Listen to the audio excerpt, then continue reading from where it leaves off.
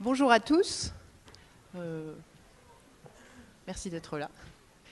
Nous sommes réunis aujourd'hui autour du fait maison et cette première table ronde va être un peu une façon de poser la question et d'aborder ce sujet délicat en essayant de ne pas tomber non plus dans la caricature du cuisine étoilée contre cuisine surgelée, c'est-à-dire se poser la question de qu'est-ce que c'est que le fait maison au restaurant, en abordant le sujet dans ses contradictions et dans ses limites, en prenant parfois le sujet un peu à contre-pied, puisque nous avons à cette table des chefs restaurateurs a priori naturellement portés du côté du fait maison. On imagine bien que chez vous ou chez vous, madame, on propose du fait maison. Michel Troisgros n'a pas pu être là, mais j'ai échangé avec lui à ce sujet et je me ferai un peu son porte-parole sur cette question. Voilà, donc a priori, on se dit, bon, le fait maison au restaurant, dans les restaurants étoilés, c'est plutôt un présupposé.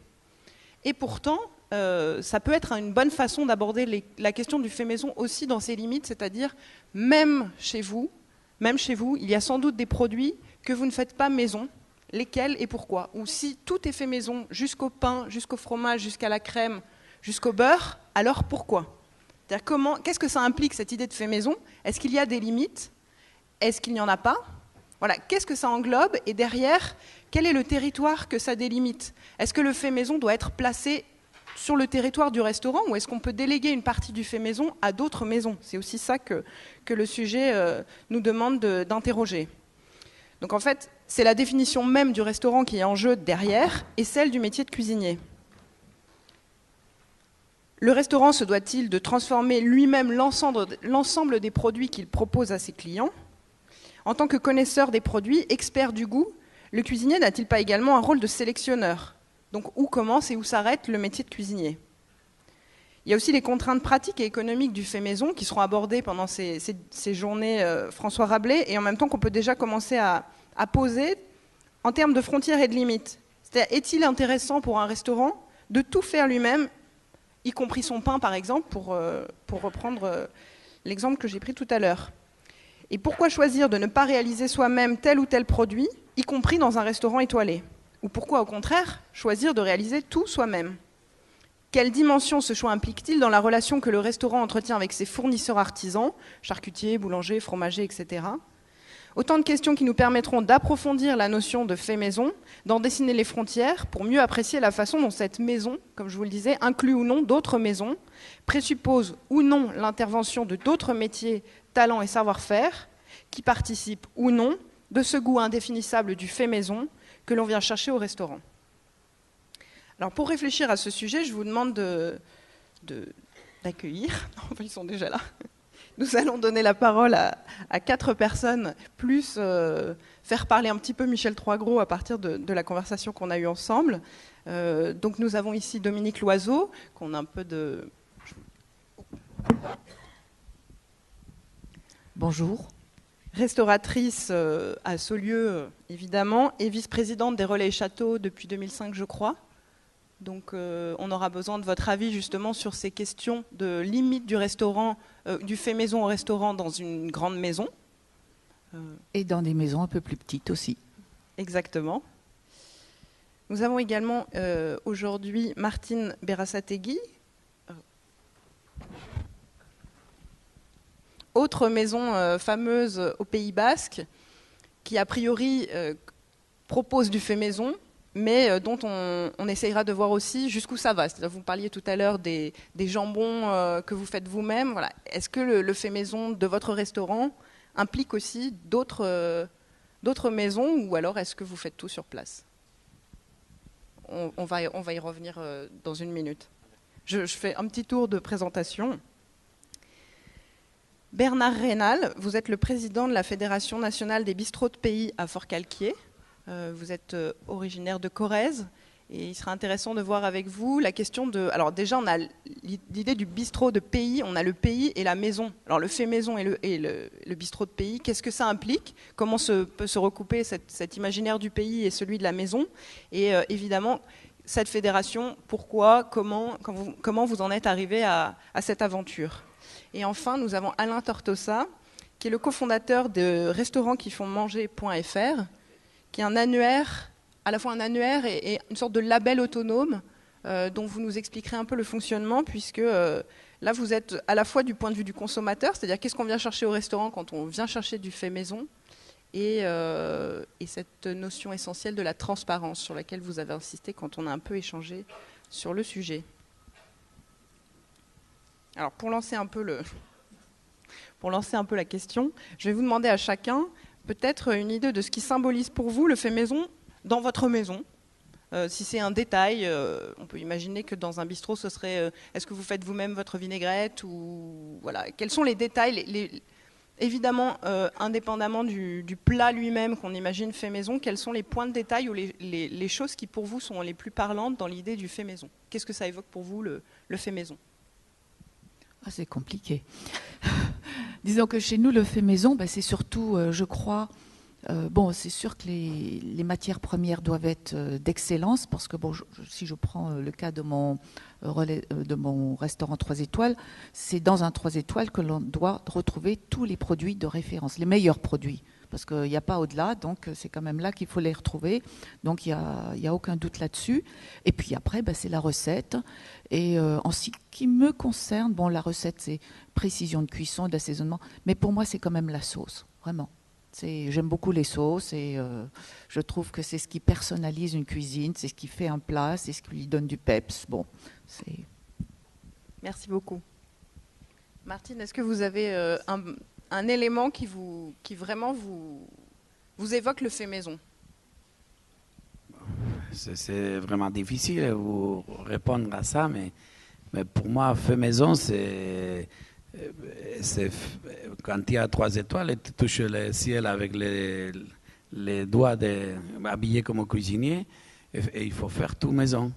Mais qu'est-ce que c'est ma maison? Ma maison, c'est à 750 km, on fait du jambon du Port Noir.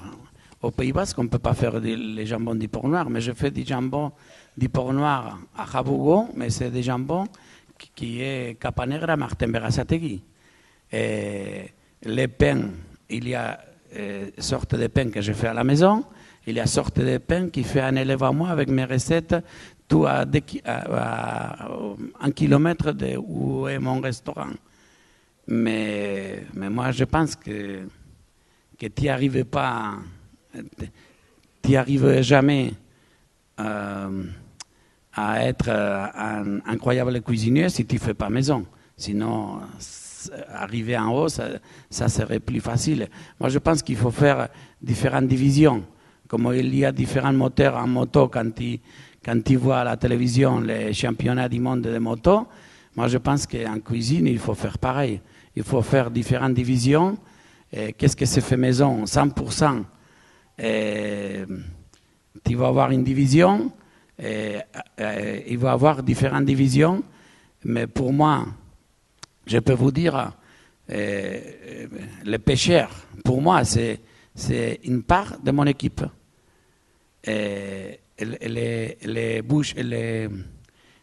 chercheurs de champignons qui m'amènent à cette époque-là les champignons chez moi, c'est une part de mon équipe. Pour moi, c'est mon équipe.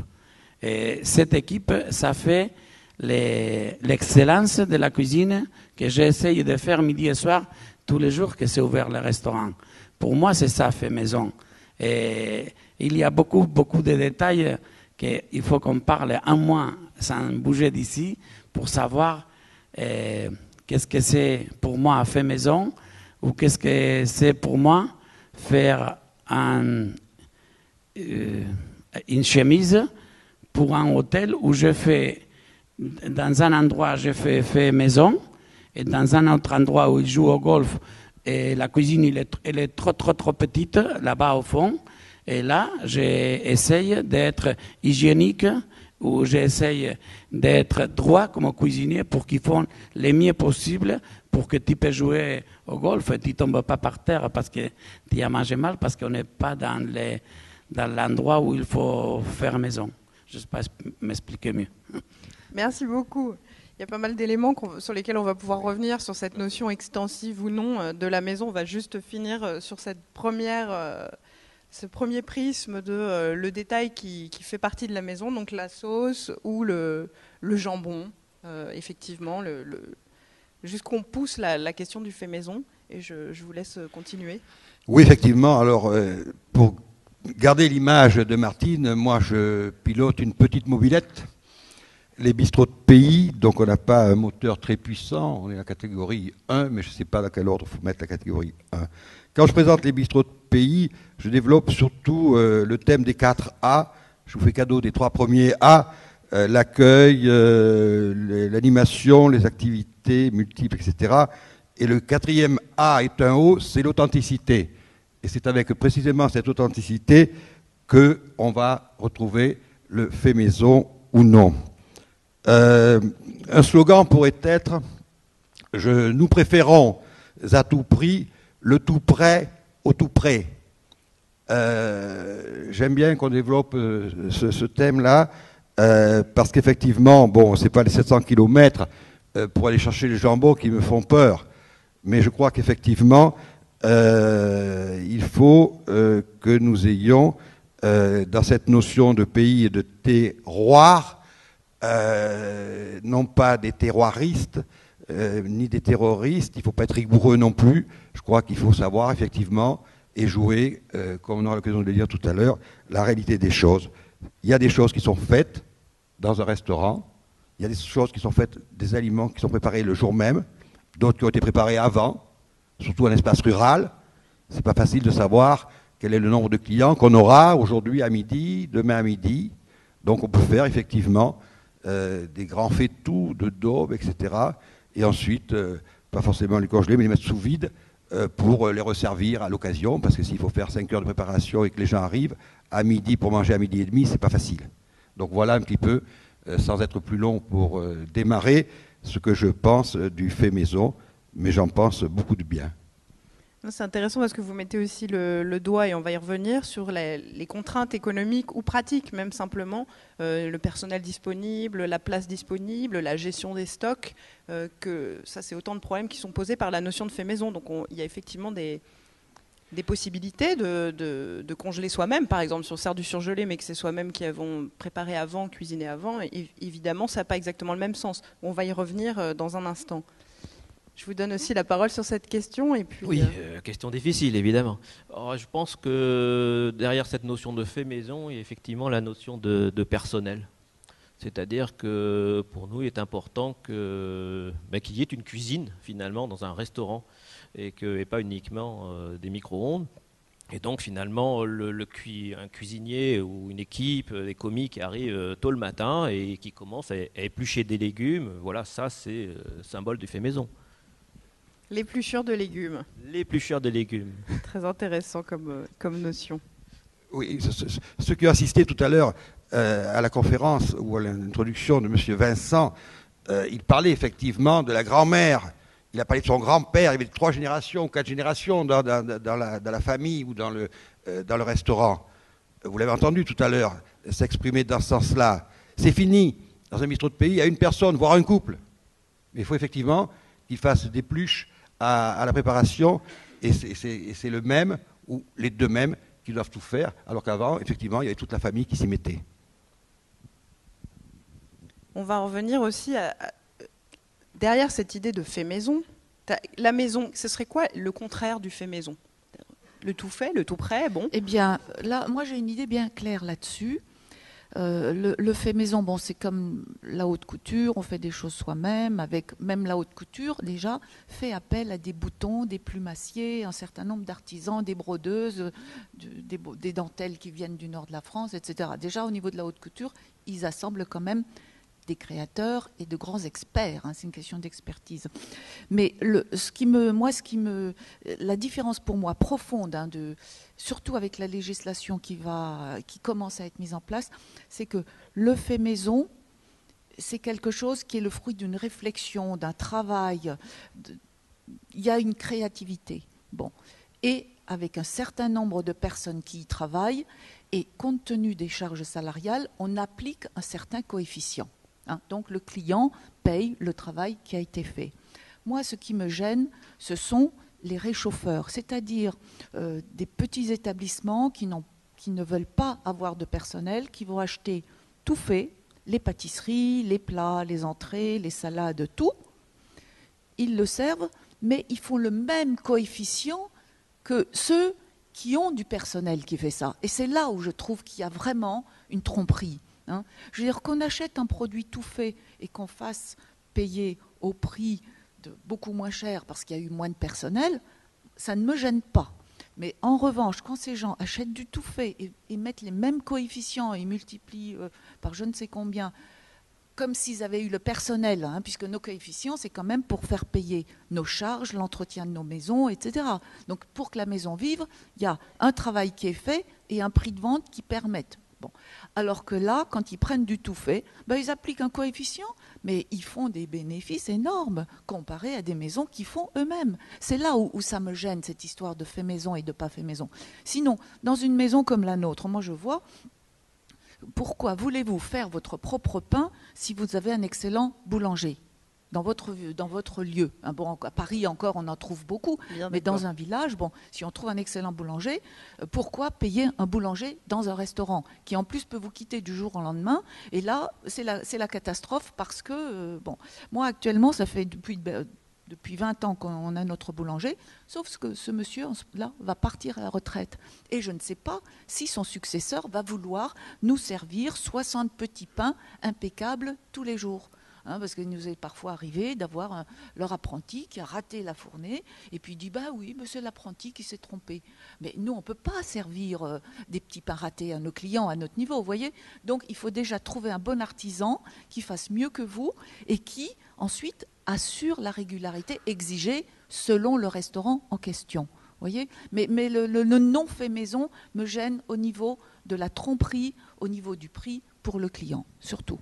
Merci beaucoup pour cette précision. Il y a deux choses sur lesquelles on peut rebondir, comme ça en plus on vous donne la parole. La première, c'est peut-on faire du fait maison à 10 €? Vous allez revenir un peu sur justement cette problématique du prix.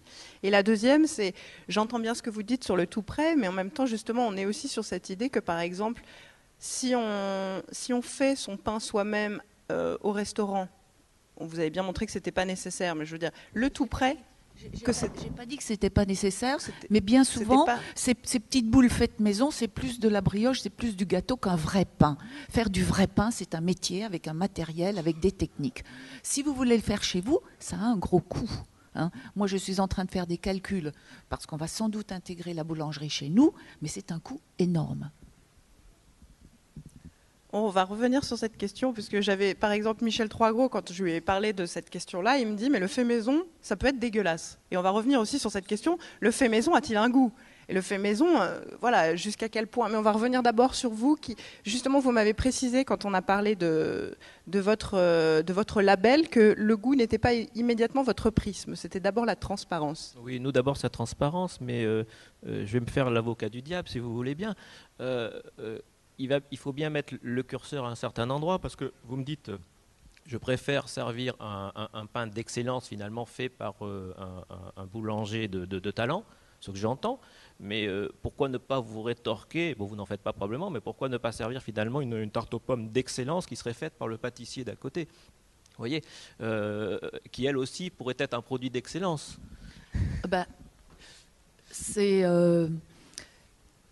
Je dois quand même vous dire que j'ai une maison historique, la Côte d'Or à Saulieu, et qu'Alexandre Dumaine, qui avait autrefois 3 étoiles dans cet endroit, de 30 à 60, j'en ai encore reparlé avec des personnes qui ont un peu connu cette époque, et ben à ce moment-là, ils achetaient toutes les pâtisseries chez le pâtissier du coin. Ils ne les faisaient pas.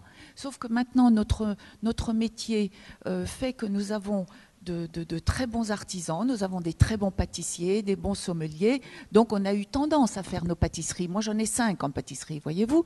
Bon, mais autrefois déjà on faisait faire par le pâtissier du coin.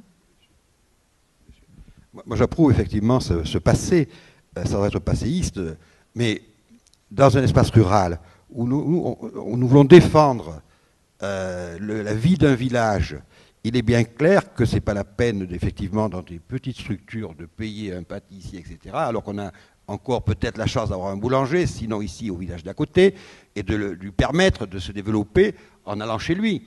Et à lui de se débrouiller, à nous livrer peut-être pour éviter encore une perte de temps. De même que le boucher d'à côté on va pas refaire son travail. Je crois qu'il faut... Alors, moi, je sais bien que je n'ai pas la même mobilette, hein, vous avez une grosse cylindrée, madame. Mais sur ma petite mobilette, moi, je veux faire marcher l'espace rural, c'est-à-dire tous les acteurs d'un espace rural. Et il est, dans la fédération que je représente, il est bien clair qu'il est inimaginable d'aller créer sa propre structure, mais je comprends que nous sommes dans deux écoles différentes.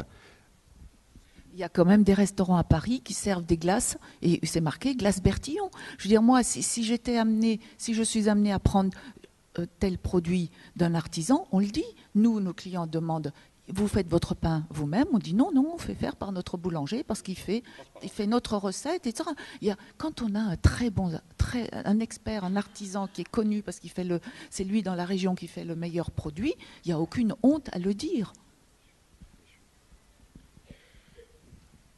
On parlait aussi de la question du prix, c'est-à-dire est-ce qu'on peut faire du fait maison pour 10 €?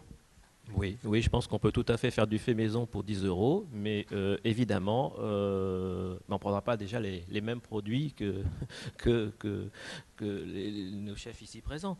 Voilà, je pense que il suffit automatiquement. Je pense que si on prend des produits de saison, souvent c'est généralement moins cher qu'un produit hors saison. On peut faire des plats simples avec des produits peu onéreux. Encore une fois, je pense que du porc sera moins cher que du homard. Et donc, on peut très très bien sortir du plat fait maison à 10 €, pour peu qu'on s'organise, qu'on propose évidemment relativement peu de propositions, parce que je pense que si vous êtes une petite structure, comme disait monsieur, et que vous êtes tout seul ou à deux pour préparer des repas, vous pourrez peut-être proposer 1 ou 2 plats du jour, 1 ou 2 desserts, et puis c'est tout. Mais là, dans cette hypothèse, c'est possible. En revanche, vouloir faire une carte de brasserie en étant tout seul, là, ce ne sera pas possible. Si je peux intervenir au niveau des prix, l'excellent Bernard Boutboul, qui va intervenir cet après-midi dans son atelier, effectivement, a décrit dans ses dernières analyses le bas de gamme, les prix bas, un vide, les prix bas donc 15-20 €, un vide actuel qui constate un vide du 20 à 40, 50 et qui repart après. Et il y a des courbes comme ça, etc., qui sont faites.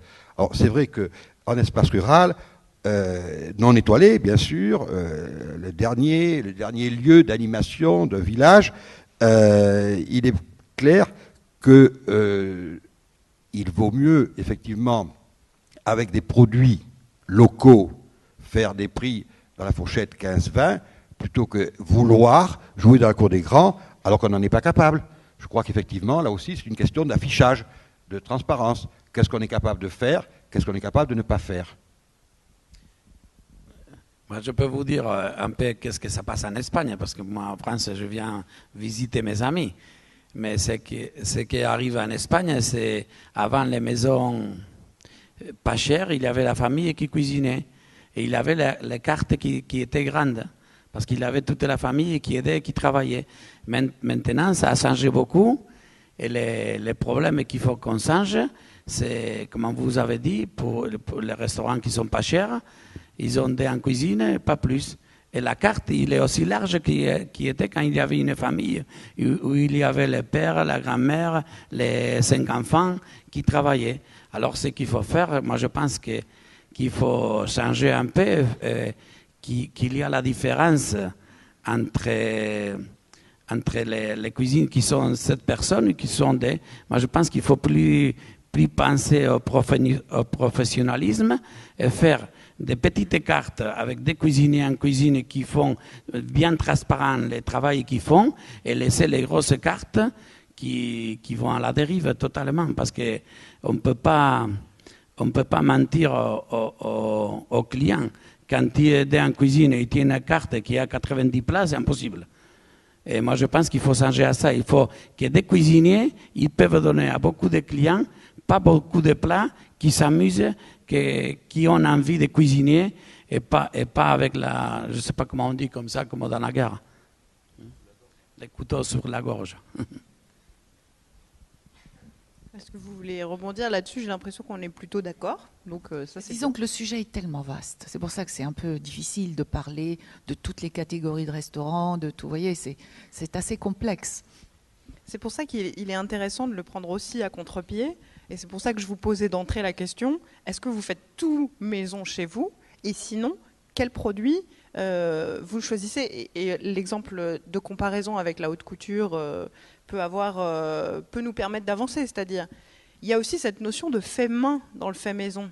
Alors on substitue le terme de maison au terme de main, mais fait main, ça peut être aussi en dehors de la maison, mais en tout cas c'est cette idée qu'on va prendre un plumassier quand on est dans la haute couture, ou qu'on va prendre un artisan, voilà, un fromager ou un pâtissier, mais qui va faire main lui-même. Est-ce que c'est pas le fait main qui est au centre du propos? Si je fais mon pain maison, mais que c'est une machine à pain qui le fait chez moi, est-ce que c'est du fait maison? Oui. Moi, je pense qu'il y a des métiers. Il y a le métier de la boulangerie, de la charcuterie. Ils ont leurs règles d'usage. Il y a des recettes ils ont, je ne veux pas dire des règles à respecter, mais il y a des recettes d'usage.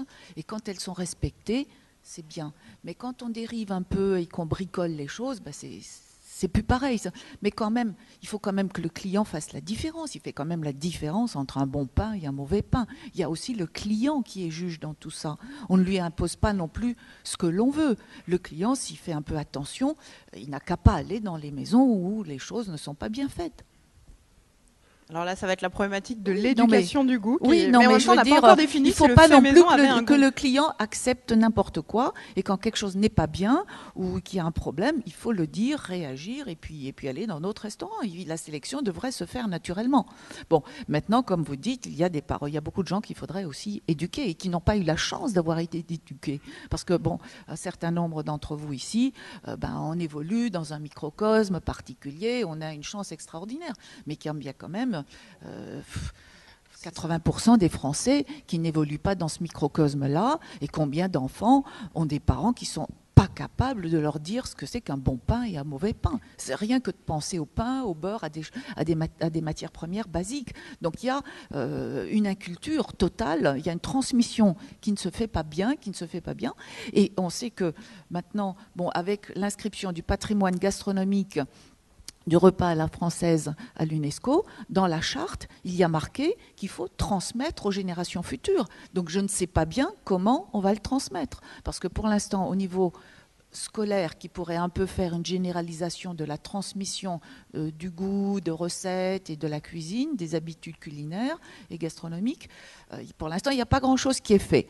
Donc c'est bien d'avoir déjà inscrit notre repas gastronomique à la française, mais il y aura les cités de la gastronomie, c'est ce qui vient d'être fait. Mais il y a aussi cette transmission, il y a un paragraphe important de transmission aux générations futures. Merci pour Donc il y a encore du boulot. Pour cette précision, je vais me permettre de mettre le doigt où ça fait mal, et puis en même temps on a justement le représentant des consommateurs qui est, enfin entre guillemets, qui est là, donc je vais vous donner la parole pour que vous puissiez réagir, tout en mettant le doigt là où ça fait mal, c'est-à-dire le fait maison, est-ce que c'est forcément bon? C'est-à-dire le goût du fait maison, on peut aussi en parler. Comme disait, quand Michel Troisgros s'exclamait avec évidemment un éclat de rire, mais le fait maison, ça peut aussi être dégueulasse, en disant je préfère 1000 fois moi faire ma sauce tomate en Italie pour avoir une bonne sauce tomate de quelqu'un qui sait faire une passata, plutôt que de prendre des tomates de Hollande en hiver et faire moi-même ma sauce tomate. On en revient à cette question. Le fait maison a-t-il un goût? Et si oui, lequel? Alors je vais encore essayer de rebondir à contresens. Je pense que si le fait maison est pas bon, tant mieux. Parce que justement, c'est parce que le fait maison peut être mauvais que justement il peut aussi être excellent. Alors qu'un produit industriel va être constant. C'est-à-dire que vous aurez le même goût toute l'année, pendant 10 ans, vous aurez votre moelleux au chocolat qui aura toujours le même goût.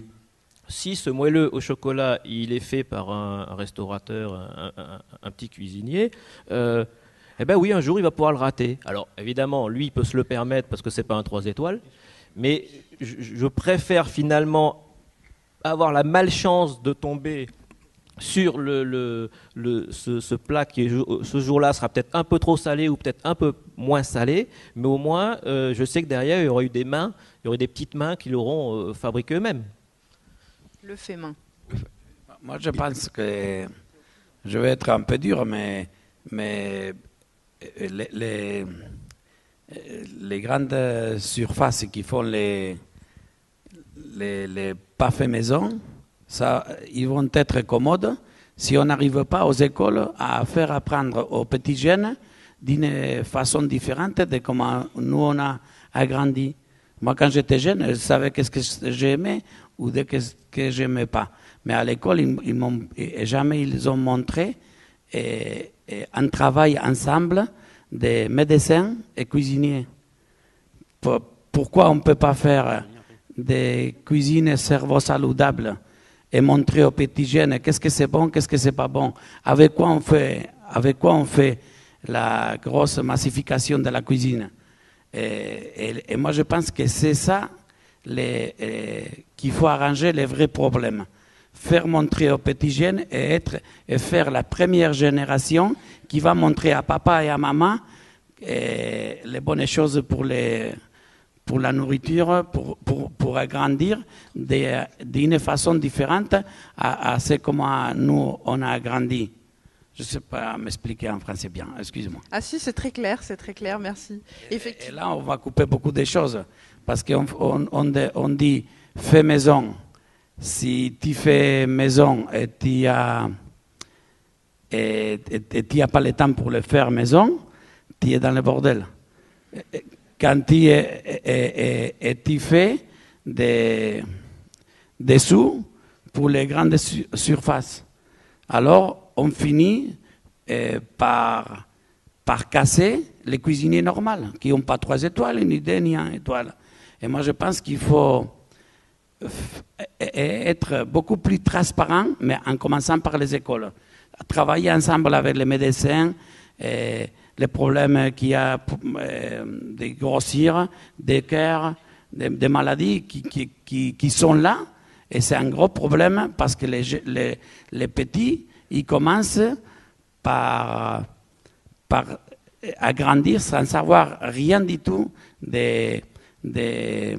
même pas de la gastronomie, de la santé, à partir de quelque chose qu'on fait 3, 4 ou 5 fois, chaque individu qu'on est là. Moi, je voudrais dire qu'en fait, le fait maison devrait commencer à la maison, en famille. Hein, si les enfants avaient des parents qui cuisinent et s'ils apprenaient déjà un minimum de base à la maison, ça changerait la donne parce qu'au restaurant, ils seraient meilleurs juges. Donc déjà, dans les familles, il y a déjà aussi beaucoup de travail à faire. Effectivement, il y a cette problématique aussi, puisque là, on est en train de parler à la fois parce qu'il y a la cuisine de restaurant, c'est le sujet de notre table ronde. Il y a évidemment la question du fait maison à la maison qui va être évoquée pendant ces journées. Et puis, au centre de ça, quand on parle de l'école, il y a aussi la cantine. Donc évidemment, là, on n'a pas de représentants des cantines. Et je crois que voilà, la semaine du goût, mais simplement aussi comment on fait pour faire du fait maison dans des cuisines collective. Il y a la restauration collective. Alors, vous me disiez tout à l'heure que vous faisiez aussi des enquêtes sur la cuisine collective, la restauration collective ou la restauration rapide dans votre label, les restaurants qui font manger. Alors, en même temps, vous vouliez intervenir, donc on va faire.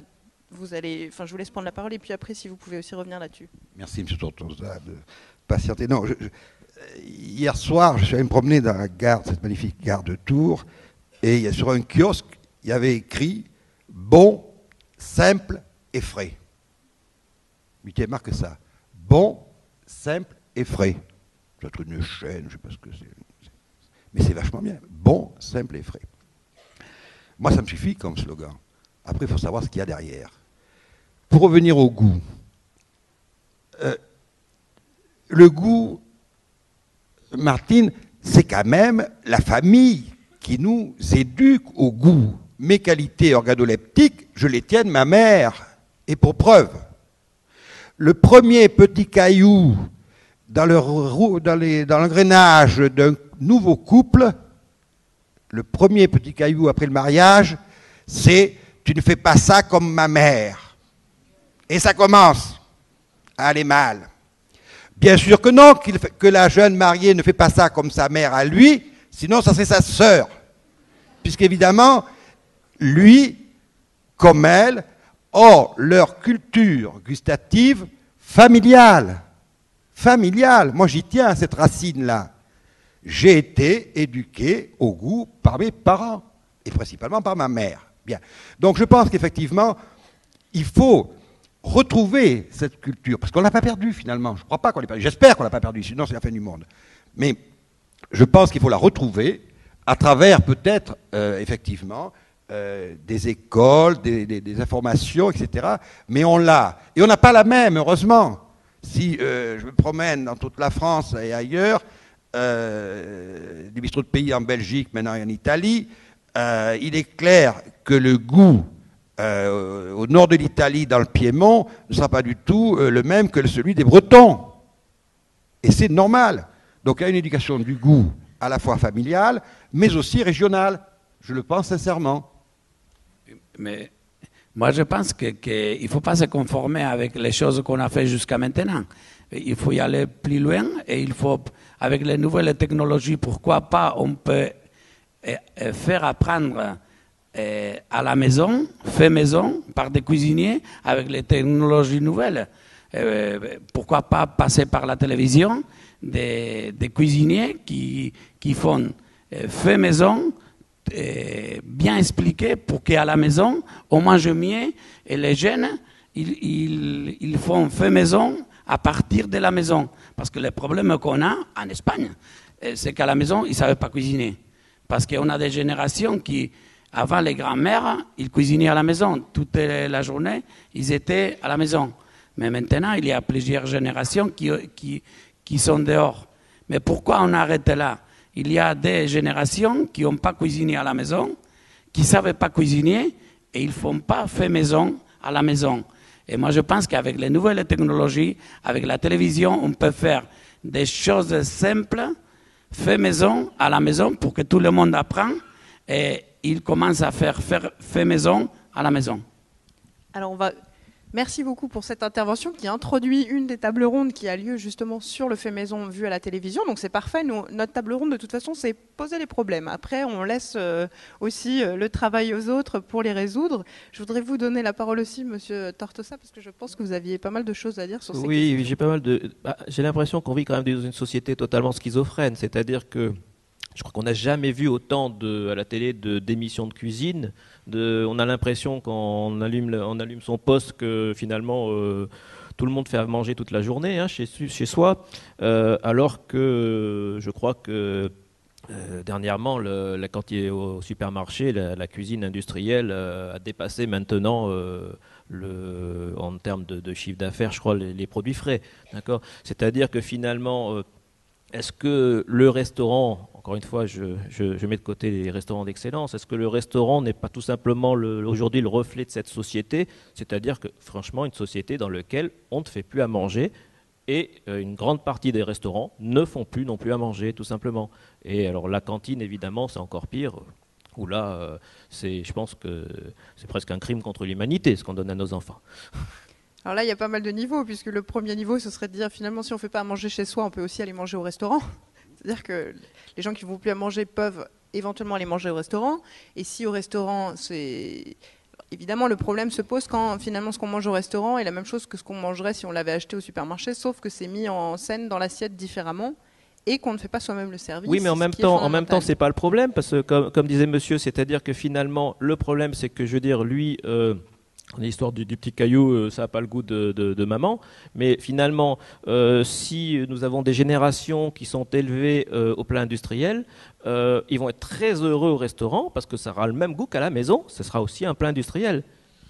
Après, il y a quand même des limites dans ce qu'on est en train de dire, puisque là, on ne faut pas non plus qu'on aille dans la caricature et dans l'ornière, qui consiste à dire que les gens ne font pas la différence. C'est-à-dire que très clairement, si on leur...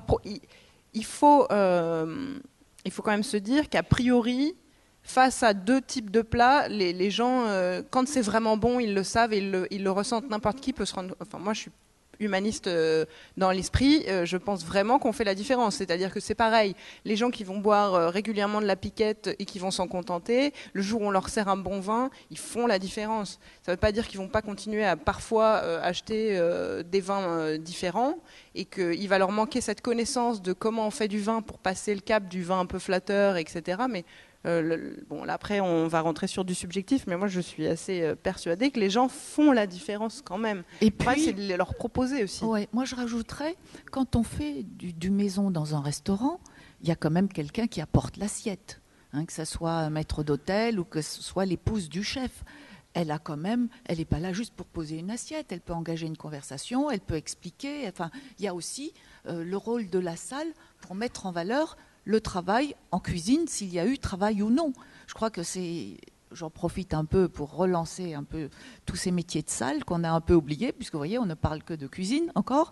Et je crois que c'est un duo, la cuisine et la salle. Et la salle peut valoriser le travail de la cuisine. Et je ne vois pas en quoi on se gênerait pour expliquer que la femme dirait mon mari a fait ça ce matin avec des produits qui viennent de tel endroit, même si la salle est pleine, on n'a pas besoin de passer une demi-heure, mais il ne faut pas se gêner, il faut inciter à expliquer ce qu'on le donne au client. Et le client n'est pas bête, hein, il voit très bien si c'est réaliste ou si on vous ment. Et c'est là justement, si l'on vous ment, c'est là où il faudra faire quelque chose.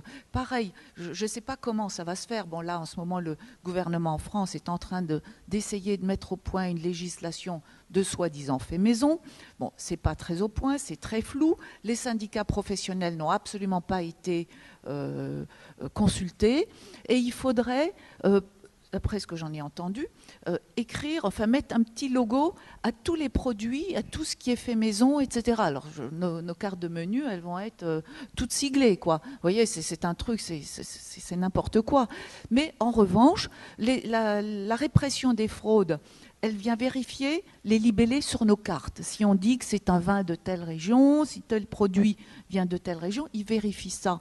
Ensuite, il y a les contrôles d'hygiène. Mais on pourrait aussi instaurer des contrôles, comme ils sont sur place et qu'ils inspectent les cuisines de fond en comble, ils pourraient aussi vérifier si c'est vraiment uniquement fait à base de plats qui sortent de grandes usines, où tout est fait dans des grosses cuves, etc., et où il n'y a pas beaucoup de personnel, et où ces plats sortent pas cher, sont vendus au restaurateur pas très cher, et lui après fait la culbute, quoi. Je pense qu'il y a certainement une manière de mettre à part tous ceux qui ne font que de la réchauffe. Il va falloir trouver une solution, parce qu'on voit bien là, la limite entre le tout fait maison, le pas tout fait maison, etc., n'est quand même pas facile. Donc on n'aura jamais certainement une manière qui marchera à 100%, mais il va falloir un peu quand même surveiller les prix, hein, puisque c'est quand même la répression des fraudes, de surveiller les coefficients de certains, tout simplement. Enfin, c'est ce qui me semble, dans un premier temps, le plus facile à faire. Parce que mettre des choses sur les cartes, nos cartes, elles vont avoir l'air de quoi? Non, effectivement, merci pour cette intervention. Alors déjà, la salle, effectivement, elle est fondamentale dans ce rôle-là, et c'est aussi pour ça, peut-être qu'il faut corriger. Moi, tout à l'heure, je me disais fait main, ça marche aussi, mais finalement, fait main, c'est que la main du cuisinier, alors que fait maison, la salle fait partie de la maison, parce que la maison, c'est vraiment le lieu où on rentre, et donc c'est un territoire qui peut inclure plus facilement la salle que du fait main. Après, la problématique de la transparence, elle est fondamentale. On y revient avec toute la difficulté que ça pose. Effectivement, le fait maison, où placer le curseur? C'est un peu ce qu'on essaye de décider. On ne résoudra pas le problème ici, mais de poser. Après, je voulais simplement rebondir avec ce que m'avait dit aussi Michel Troisgros, c'était quel beau qualificatif le fait maison, pour mettre en lumière un savoir-faire, des gestes, etc. Mais est-ce que ce ne serait pas plutôt, pour le mieux le formuler, et pour mettre en valeur ces professionnels qui font tout pour bien faire par eux-mêmes, le fait maison, ce serait fait avec amour à la maison. Et on en revient à cette question de, voilà, fait maison, je reprends mon exemple de la machine à pain, mais je veux dire, fait maison, si ça veut juste dire que c'est fait sur place, parfois ce n'est pas un gage de qualité. Parfois, il vaut mieux élargir ce territoire, quitte à faire son jambon à 700 km.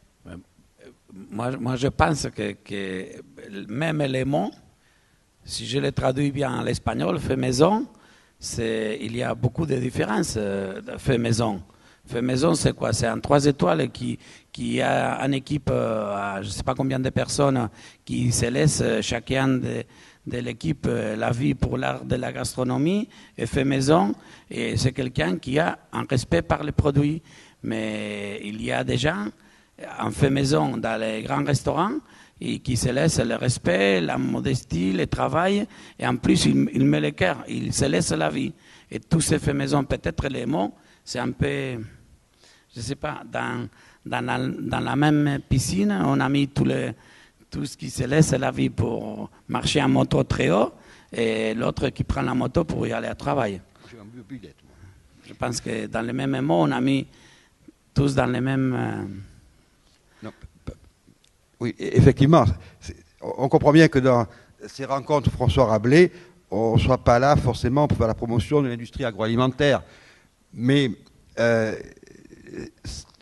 tout à l'heure, vous aviez l'air, Madame, vous osiez à peine dire subjectivité. Mais je crois qu'effectivement, il ne faut pas avoir peur de ce mot. On a parlé d'amour, de cœur, on est en pleine subjectivité.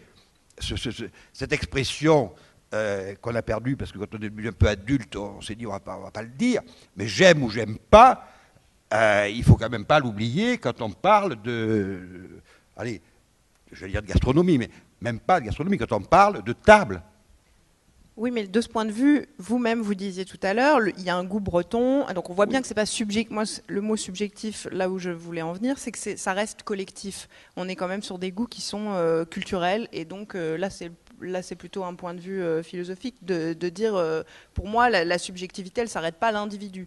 C'est une subjectivité collective.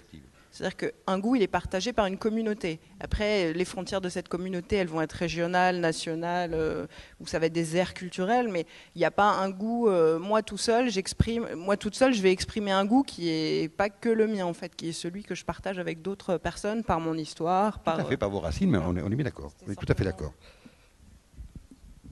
Mais ce que je trouve quand même formidable, c'est qu'on soit tous là pour en parler. Vous voyez, il y a 10 ans, la question ne se pose pas. Bon, c'est vrai qu'il y a cette dérive qui se fait entre des choses qui deviennent opaques, on ne sait plus qui fait quoi. On en parle dans la presse, des émissions en parlent, on est tous là. On commence à se réveiller, quoi. Et c'est déjà une bonne chose. Moi, je pense que ça va faire la différence de bouger un peu les cuisiniers qui vont être pas beaucoup en cuisine et faire des cartes courtes. Et pour moi, c'est impossible faire de quelque chose qui est déjà prêt. Et on ne peut pas comparer avec quelque chose qui est bien fait maison, mais les cartes courtes. Et qui s'amusent, des cuisiniers qui sont en cuisine, qui s'amusent en cuisine. C'est pas pareil. Une pomme qui vient de cuire maintenant, qu'une pomme qui vient dans un sac, même s'il est très bien. Mais une pomme qu'un cuisinier, il est content de se lever le matin pour cuisiner pour les clients, qui fait maison et qui fait, je ne sais pas comment on appelle, à la minute. Si ce cuisinier, il essaye d'être mieux cuisinier demain qu'aujourd'hui, après-demain que demain, et les clients ils vont noter que dans des cartes courtes qui changent chaque 15 jours comme ça, ils vont s'amuser beaucoup plus les clients comme ça que les clients qui achètent tout prêt et qui réchauffent. Je pense que ça va nous faire bouger beaucoup. Mais il faut que ces problèmes qu'on voit là, ou ces problèmes où il faut penser les cuisiniers qui ne va pas passer le problème à prendre une chaise et en attendant. Il faut travailler beaucoup et après la législation, il faut comme il y a des inspections hygiéniques, pourquoi pas différentes divisions de faits maison. Je ne sais pas, pourquoi pas. Pourquoi il y a 3 étoiles, 2 étoiles, 1 étoile, et pourquoi pas il y a fait maison, pas fait maison, et qui chauffe. Sachant que ce n'est pas immédiatement la même hiérarchie, c'est-à-dire que les étoiles, là on est du point de vue du goût, d'une certaine... il y a aussi... mais quand c'est fait maison, c'est pareil. Quand c'est fait maison, aussi on va rentrer dans les goûts. Hein. Oui, parce que si tu fais maison et tu es un bon professionnel et qui livre bien une carte que tu peux le faire avec un autre cuisinier, les deux seuls en cuisine, si tu es un bon professionnel, il va y avoir beaucoup de différences avec les cuisiniers qui réchauffent. Hein. Je suis complètement sûr. Hein.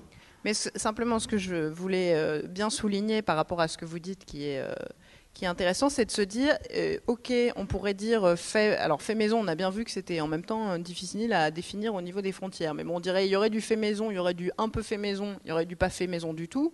Cette échelle-là, c'est pas non plus, elle sous-entend pas forcément une échelle de prix. Et c'est là que, par rapport aux étoiles, c'est différent. C'est-à-dire que du fait maison, 100% maison, ça peut aussi être, comme vous nous le disiez, à 10 €. Et du pas fait maison, ça peut être beaucoup plus cher que du fait maison. Donc, c'est pas une échelle de prix, peut-être à la différence des étoiles qui sous-entendent quand même un standing. Et il y a tout avec au niveau de la maison. Hein. Mais je veux dire, on voit bien que... Ou alors, on est complètement exclusif. Et dans ces cas-là, on pose aussi la question de l'élitisme qu'il pourrait y avoir dans ce fait maison. C'est-à-dire, est-ce que c'est démocratique ou pas le fait maison? Est-ce que ça peut l'être? Moi, je pense qu'il y a un problème de professionnalisme. Si tu fais maison et tu équilibres bien une carte, il faut marquer la différence avec les pas fait maison. Mais il faut avoir des professionnels qui font bien fait maison. Parce que s'ils nous dérivent, s'ils nous cassent les travail, les pas fait maison, pour moi, c'est un problème de professionnalisme à nous. Parce que si on arrête de travailler pour notre métier, on va arriver que les pas fait maison, c'est mieux que les fait maison. Mais le problème, c'est celui qui fait maison qui ne les fait pas bien. Et ça arrive. Alors, je reprends mon petit exemple de la viennoiserie, qui est un cas limite, mais en même temps, ça pose la question des frontières du restaurant. Il y a la cuisine, mais alors, qu'est-ce qu'on propose de plus dans un restaurant, y compris quand c'est un hôtel-restaurant. Donc, on en revient aussi à ça. Par exemple, mettons un peu les pieds dans le plat. Du brie d'or haut de gamme en viennoiserie, ça va être, dans certains cas, ce qui va être proposé, y compris dans des grandes maisons, plutôt que de la viennoiserie fait maison, pour des problèmes de personnel, de place, de savoir-faire, de temps, d'organisation aussi.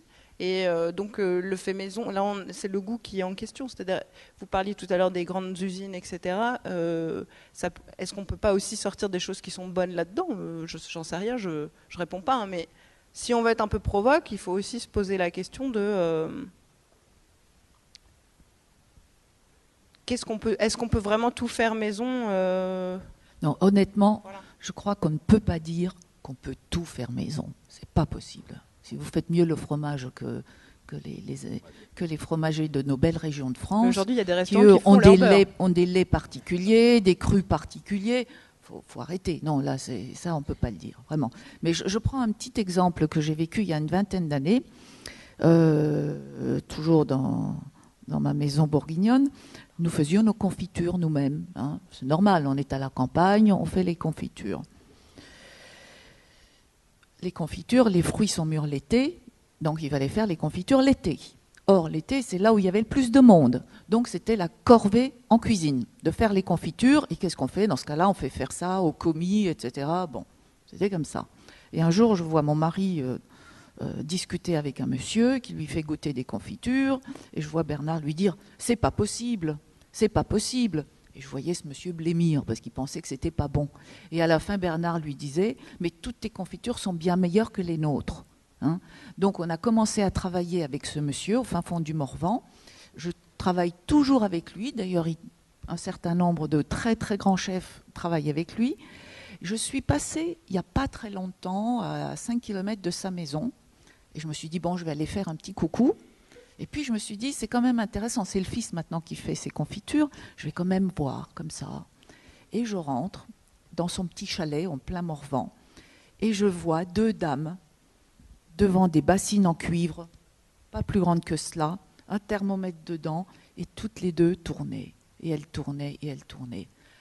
Ça m'a fait drôlement plaisir, parce que le fils qui continue après son père, il aurait pu choisir des solutions plus mécanisées, plus automatisées.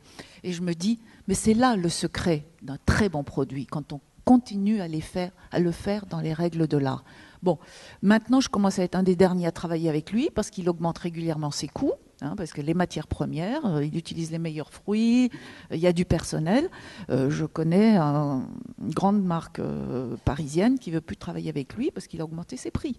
Donc, ça se paye aussi. Alors on va peut-être donner la parole à la salle, sauf si quelqu'un... on va pouvoir continuer à échanger, mais la salle a sans doute plein de choses à dire sur ces questions. En tout cas, suite à cette dernière intervention, on voit bien que le fait maison, c'est aussi la question du fait maison avec amour, ça c'est sûr. Et en même temps, cette notion de maison, elle implique aussi la salle, et peut-être qu'elle implique aussi tout un territoire qui ne se limite pas à la zone géographique du restaurant, mais à ces relais de maison qui est un esprit maison, peut-être plus qu'un lieu précis et délimité par un mur. Voilà. Est-ce que la salle a des choses à dire par rapport à ça, des questions à poser à certaines personnes ? Voilà, n'hésitez pas à prendre la parole. Bonjour, on m'a passé le micro. Déjà, c'est un sujet difficile, mais je voudrais parler en 1986, Jean-Pierre Raffarin a passé une loi qui définit ce que c'est une boulangerie. Pétri, façonné et cuit sur place. C'était une réponse à des problèmes des boulangeries industrielles qui envoyaient des pains surgelés crus, cuits sur place, qui donnent une odeur dite agréable dans la rue. Alors, il faut quelque chose pour la France qui définit légalement ce que c'est un restaurant, parce que la difficulté, c'est pas seulement le problème des Français, mais aussi des touristes qui viennent en France, qui commencent à se plaindre, mais ce restaurant avait l'air d'être bon, mais c'est pas bon. Donc, il faut trouver quelque chose qui ne parle pas de la qualité, mais de la sincérité et de l'authenticité des produits utilisés.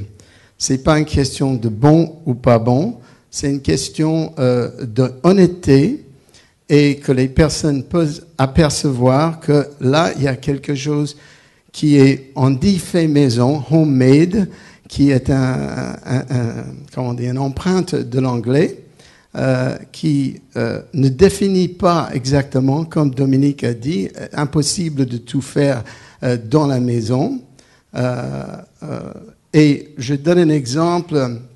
Il y a 2 restaurants qui sont très bons à Dijon, d'où je viens. Un, c'est Café de l'Industrie, qui fait ses frites. C'est des vraies frites.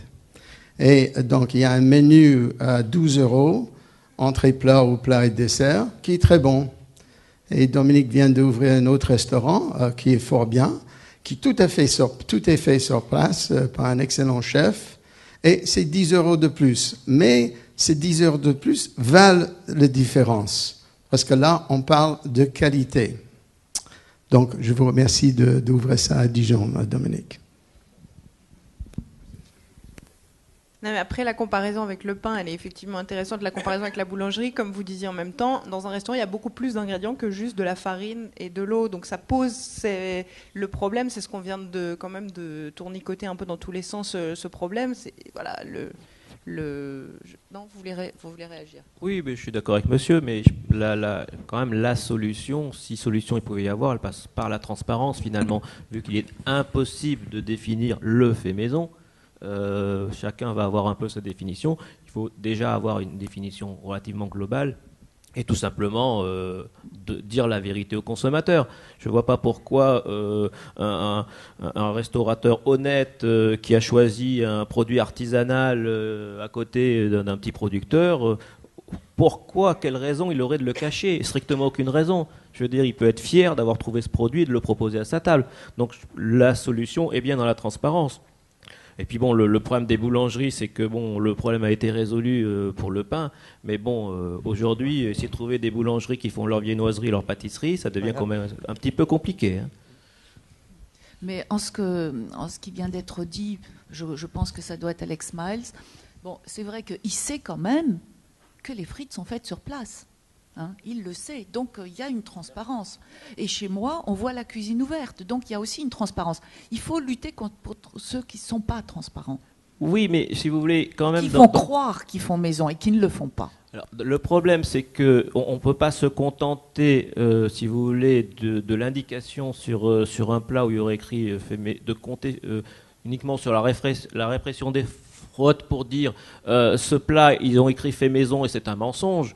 Je pense que globalement, dans l'imaginaire, je me trompe peut-être, mais dans l'imaginaire du public, un restaurant, c'est quand même un endroit où on fait à manger. C'est-à-dire que je ne pense pas qu'il soit obligatoire d'écrire fait maison pour que le client ait la croyance première que c'est du fait maison. On parle de touristes étrangers. Je pense que voilà, un touriste étranger qui arrive en France, a priori, lui, il imagine qu'il suffit de rentrer dans n'importe quel restaurant et quelle que soit la gamme de prix pour manger quelque chose qui a été fait sur place. D'accord ? Donc, il y aura pas, au niveau de la loi, il n'y aura pas eu mensonge en disant qu'il n'aura pas écrit fait maison, mais il y a quand même une forme de tromperie par le non-dit, je trouve. Oui, justement, là, vous parlez des touristes. C'est surtout dans des restaurants très touristiques où l'on ne fait que réchauffer. Là, c'est sûr. Et ce sont malheureusement les pauvres touristes qui vont déguster cela, c'est sûr. C'est pour ça qu'il faudrait que ça soit clair. Nicolas. Bonjour. Excusez-moi, je voulais juste rebondir par rapport aux propos de Madame Loiseau. Je vais me lever, je suis ici. Voilà. Merci. Je suis Véronique Gollon, je représente Roland Aiguille, président confédéral de l'UMI, qui est le plus grand syndicat des hôteliers, cafetiers, restaurateurs. Et moi-même, je suis restauratrice, pas très loin d'ici, dans l'Indre. Je voulais rebondir sur les propos de Madame Loiseau tout à l'heure par rapport au logo fait maison. Qui a été proposé par la ministre, et comme m'a dit Madame Loiseau, les syndicats professionnels n'ont pas été consultés. Ils ont été quelque peu consultés et les syndicats professionnels ont fait des propositions qui allaient beaucoup plus loin que ce logo fait maison. Pourquoi ? Parce que ce qu'il faut avant tout, c'est donc de la transparence vis-à-vis du client, du consommateur, qu'il sache quand il rentre dans un restaurant si justement c'est fait maison ou si c'est industriel. Le logo ne résoudra rien. La proposition qu'avait fait l'UMI, qui a été beaucoup suivie au Sénat, puisque il y a eu plusieurs projets d'amendement à ce sujet, c'est que les restaurateurs qui fabriquent de A à Z, sauf divers produits, notamment le pain, des choses que l'on peut acheter chez un artisan, soient reconnus comme des artisans restaurateurs et puissent afficher sur leur façade le mot artisan, puisque nous pensons que l'artisanat, ce mot représente beaucoup de valeur. Quand vous allez vous demander un meuble à un artisan menuisier, vous savez qu'il ne sera pas préfabriqué ou en kit.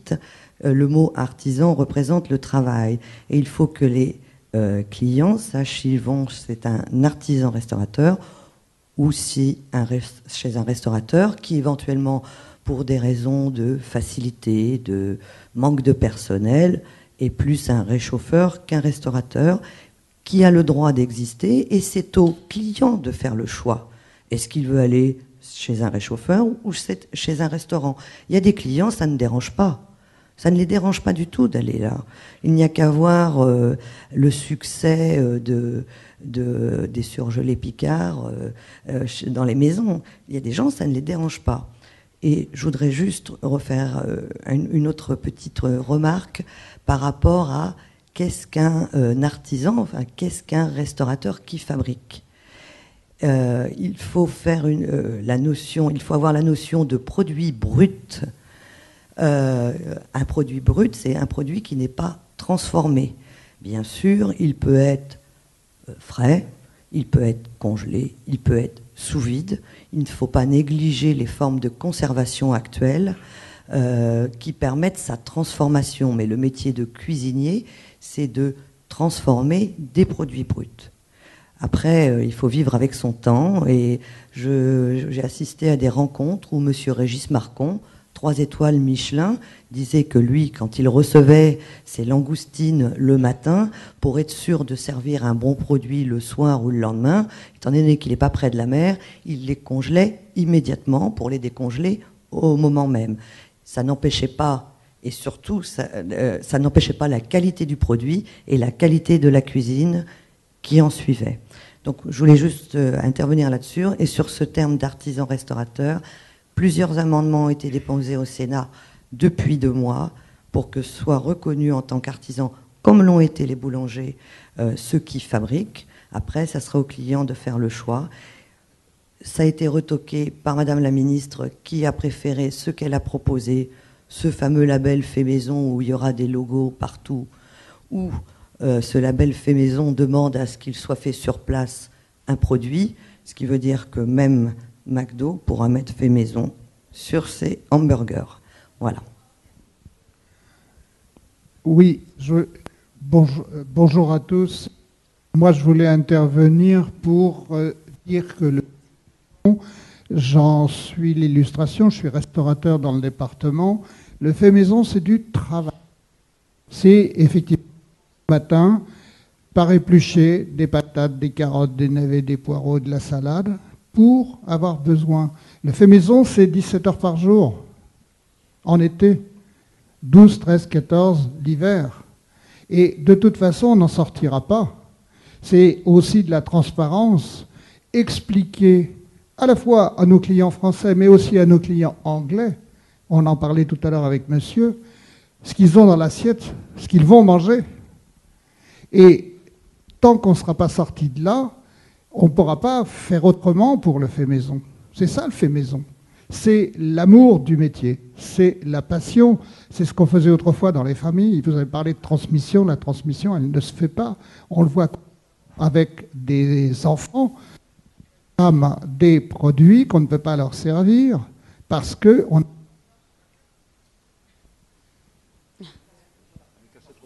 Merci de m'avoir écouté.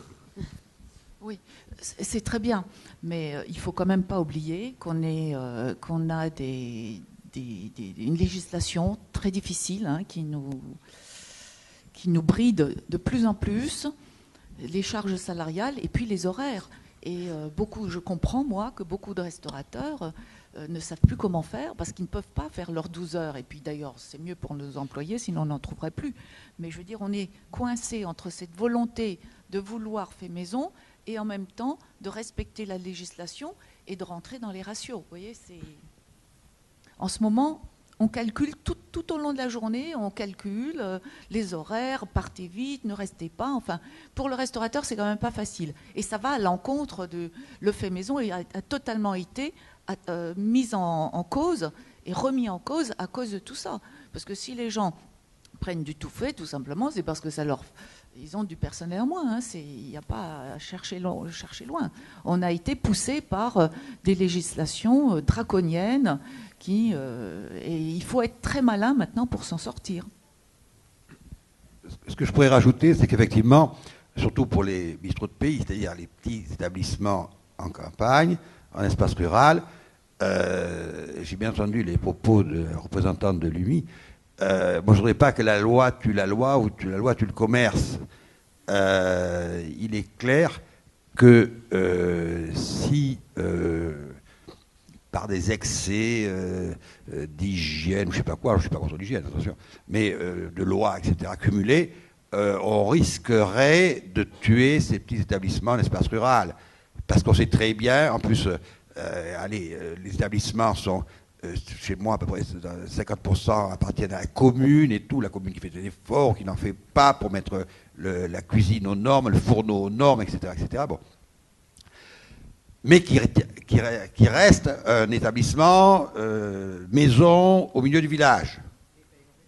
Voilà. Et je souhaite qu'il y reste. Voilà. Et qu'il y reste, mais qu'on ne le tue pas. Voilà. Alors, c'est vrai que si on revient à l'image de tout à l'heure, on ne peut pas comprendre ni concevoir dans la République française etc., qu'il y ait deux lois, une pour les grands restaurateurs et une pour les petits. Mais je pense qu'effectivement, pourquoi pas?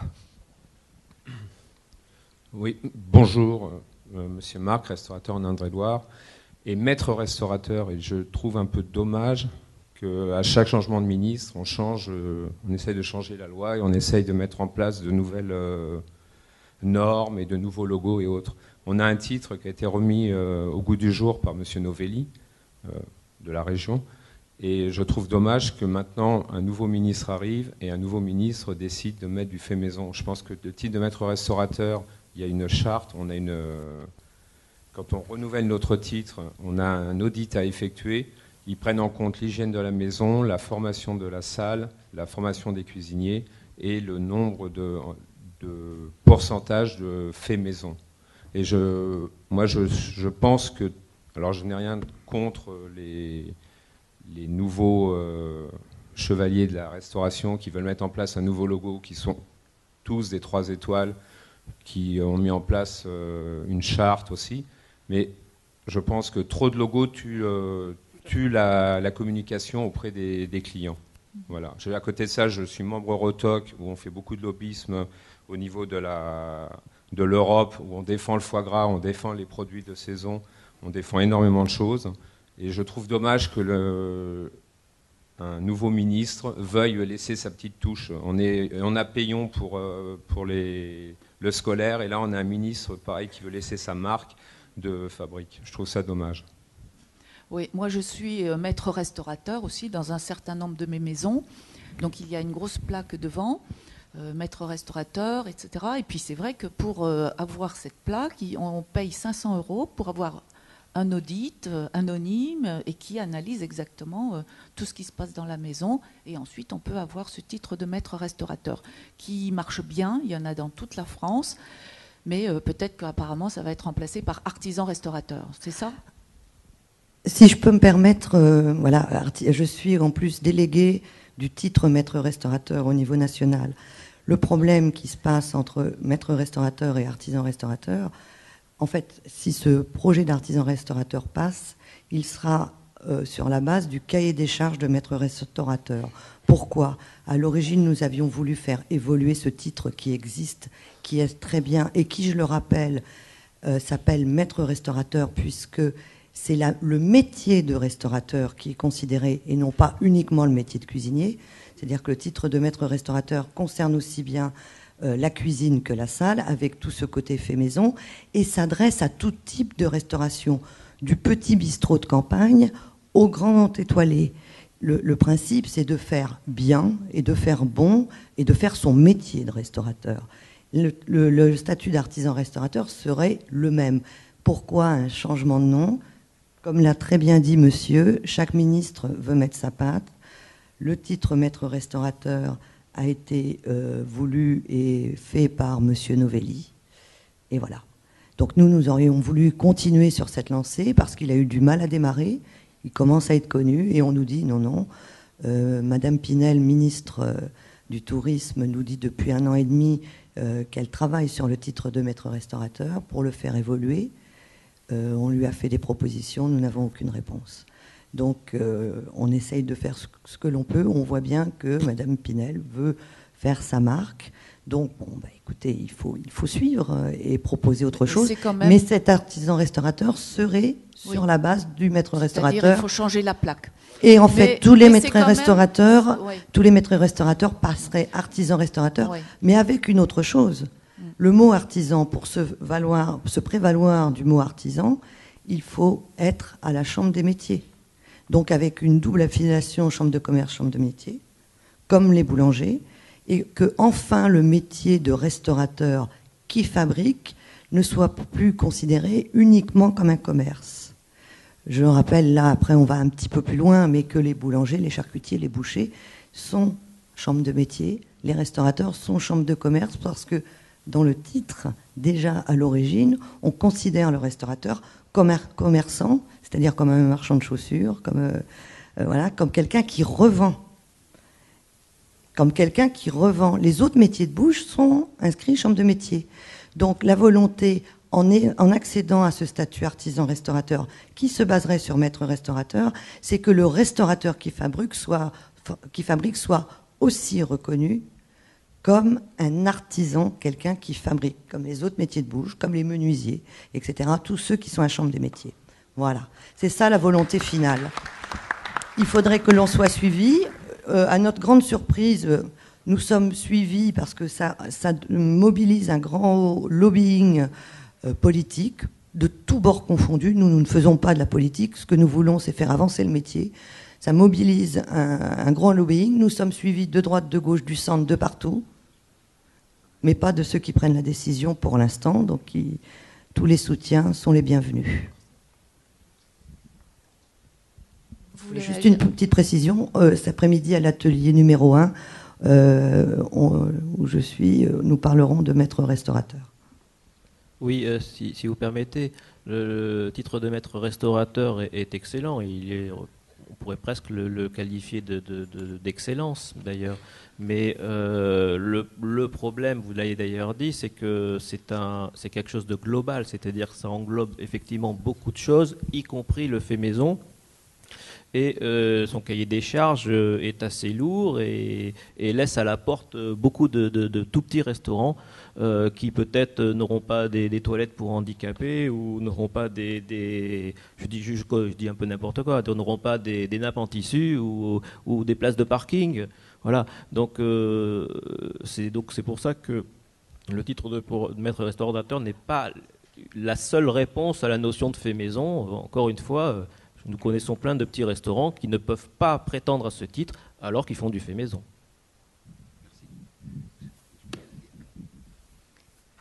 Alors j'avais une question, moi. Je suis à gauche, voilà. Je m'appelle Jérémy Lassalle, donc je suis étudiant en restauration collective et commerciale, donc à l'EPMTTH Paris 17e. J'avais une question pour Martine Berasetegui et Dominique Loiseau en l'occurrence. Par rapport à la cuisine d'assemblage, puisque en ce moment il y a beaucoup de d'industriels surgelés et sous vide qui se développent. Donc est-ce que maintenant c'est possible de faire de la cuisine d'assemblage fait maison? Alors, la cuisine d'assemblage, on en a énormément parlé il y a 25-30 ans, puisque j'étais dans un journal professionnel. Et c'était la 4e gamme, c'était la 3e gamme, 4e gamme, 5e gamme, très à la mode. Bon, c'est vrai que ce sont des termes qu'on n'utilise plus tellement, mais tout dépend de ce qu'on assemble. Il y a des produits, des matières premières brutes, ou alors il y a déjà des produits semi-finis. Vous voyez, il y a plusieurs gammes. Donc tout dépend aussi de ce qu'on assemble et tout dépend du reste de travail qui est encore effectué. Et je prends l'exemple, par exemple, de grandes entreprises surgelées où ils fournissent, par exemple, comme vous avez dit, des tartes directement ou rien que des fonds de tarte, des choses comme ça.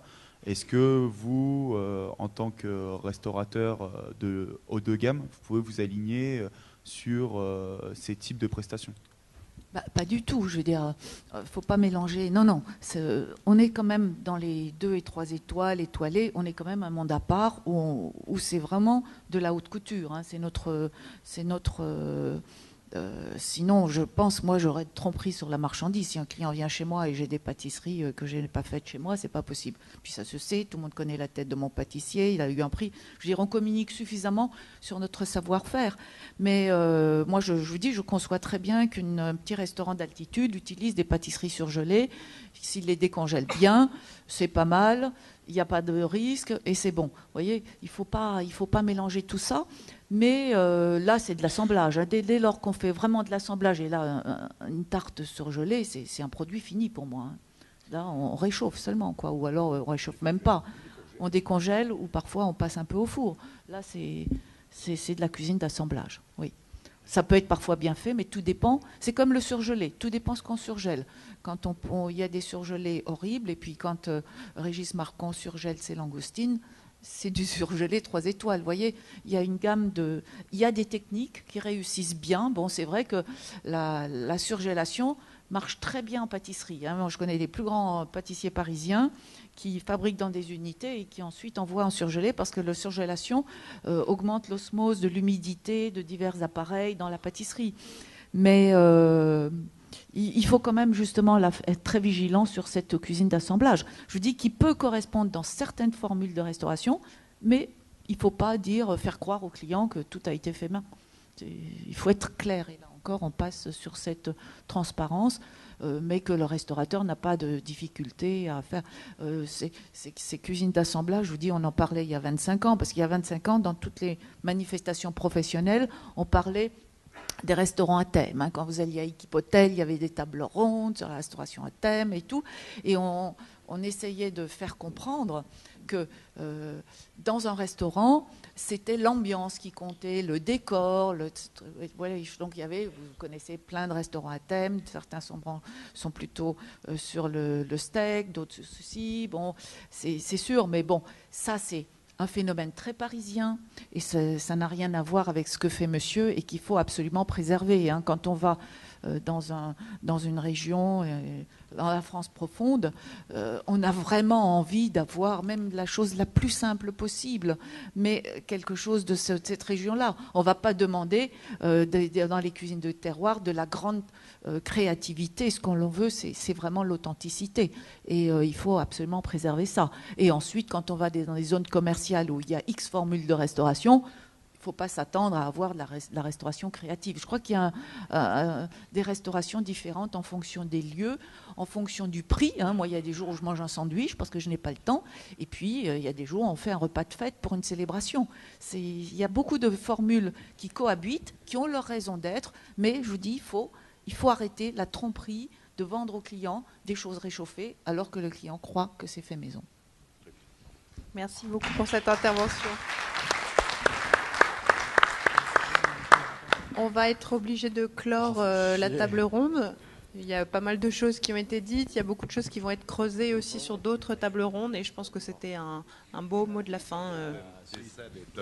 C'est vrai que quand je mange un sandwich, je le fais faire dans ma cuisine avant de prendre la voiture quand même. Et c'est un sandwich fait maison.